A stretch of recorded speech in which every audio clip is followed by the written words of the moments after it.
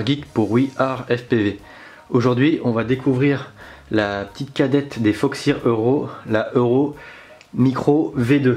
Je dis bien V2 parce que j'avais reçu un batch, le premier batch des Micro Euro, et elles avaient le symptôme du voltage fou, enfin, la tension folle, le rafraîchissement du VBAT sur l'OSD était tellement rapide que c'était tout simplement illisible.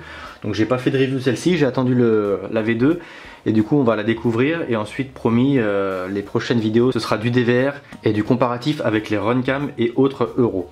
Donc avant de la déballer rapidement, on va regarder ce qu'il y a sur la boîte. Le logo classique, et en dessous on a quelques specs, donc je sais pas si on va réussir à faire la mise au point sur l'écran. Voilà, ça me paraît plutôt lisible. Donc on est bien sur une Micro Euro V2 avec un OSD intégré avec une résolution de 600 TVL en couleur. L'OSD intégré, il affiche la tension, le temps de vol et un pseudo. Et en termes d'alimentation, ça accepte de 5 à 40 volts. Donc encore une fois, c'est haut voltage, il n'y a pas besoin de bec ni quoi que ce soit. Le capteur, c'est un CCD, un tiers de chez Sony, le Super HAD2. Et la lentille qui est fournie, c'est une 2.1 mm en IR block. Et là, la couleur de ce modèle, c'est la bleue. Elle est aussi fournie en noir et orange. Voilà, on va pas perdre de temps, on va la sortir tout de suite de sa boîte. Donc emballage classique, la caméra est protégée dans de la mousse. Hop, on va la sortir. Donc vraiment très petite, elle me paraît très légère aussi. Là, on a un petit plastique qui protège toute l'électronique et qui indique toute la connectique. Donc on peut la parcourir là tout de suite. Ça va être assez rapide puisqu'il n'y a pas de micro.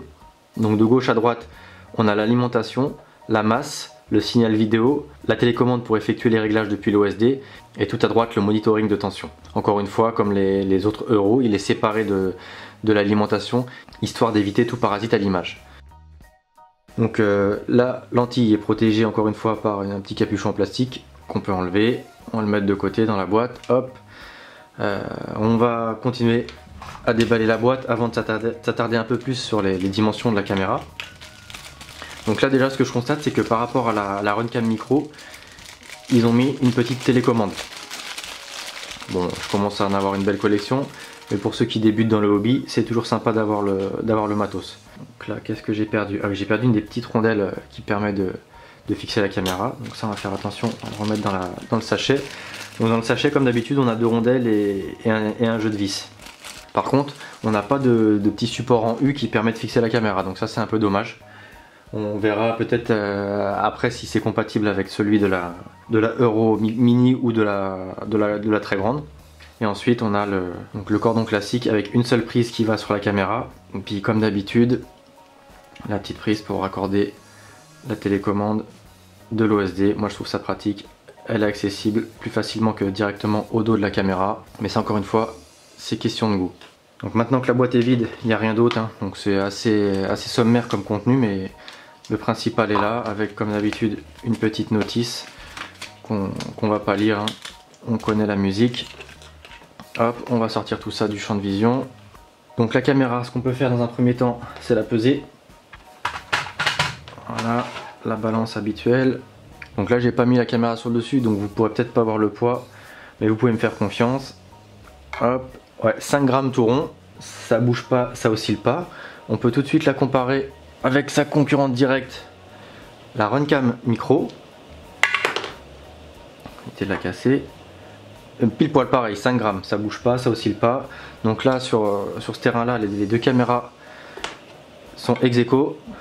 Et je me souviens plus de la Mini, combien elle pèse, 10 grammes. Et la grande, la Euro V3, 16 grammes. Donc voilà, il y a quand même un gain non négligeable de poids. Il va falloir voir si l'image est à la hauteur des Foxeer que moi j'apprécie beaucoup. Donc là, on peut enlever la balance. On peut s'attarder sur les dimensions. En hauteur, 18,61. Comparé à la Runcam, en hauteur, celle-ci est à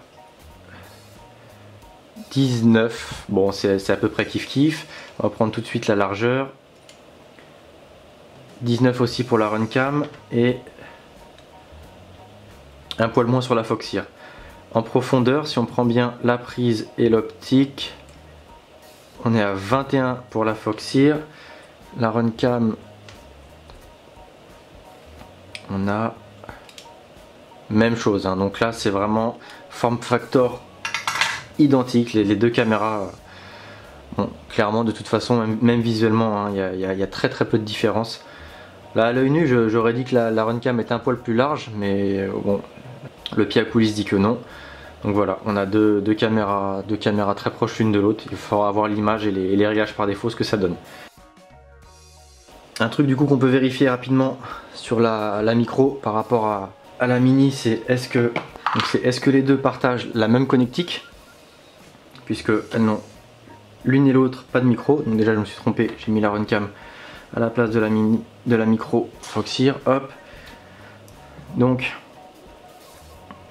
là, est-ce qu'on va pouvoir faire une mise au point lisible à l'écran? Donc là on a bien l'alimentation, la masse, signal vidéo, OSD et monitoring de tension. Donc là pour le coup on peut passer d'une caméra à l'autre sans changer les cordons si c'est soudé à la carte de vol. Ça peut être pratique, donc à condition que la mini rentre physiquement là où tient la micro, qui est quand même destinée à des très petits châssis. D'ailleurs j'imagine qu'elle pourrait presque faire l'affaire dans mon bumper.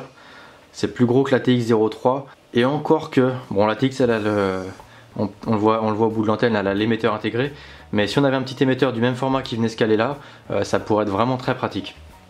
Et dernier point, c'est est-ce que le support en U de la mini est compatible avec la micro? Et ben la réponse est sans équivoque non.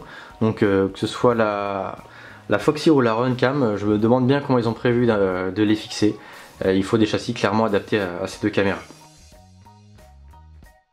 Donc voilà, c'en est tout pour le tour de cette petite micro caméra. Clairement par rapport à la mini, il y a un gain niveau poids et encombrement qui est très intéressant, mais on est confronté au même problème, c'est comment fixer cette caméra dans les châssis. Voilà, c'en est tout pour ce petit tour d'horizon de la Foxeer Euro Micro V2. Donc une petite caméra qui pourra se loger très facilement dans les 3 pouces 130 et plus, et j'imagine qu'on pourra aussi trouver des petits 2 pouces et 2 pouces et demi qui pourront l'accueillir et offrir une belle qualité d'image. Voilà, sur ce, je vous dis à bientôt pour des vidéos DVR et comparatifs. C'était Motard Geek pour We Are FPV.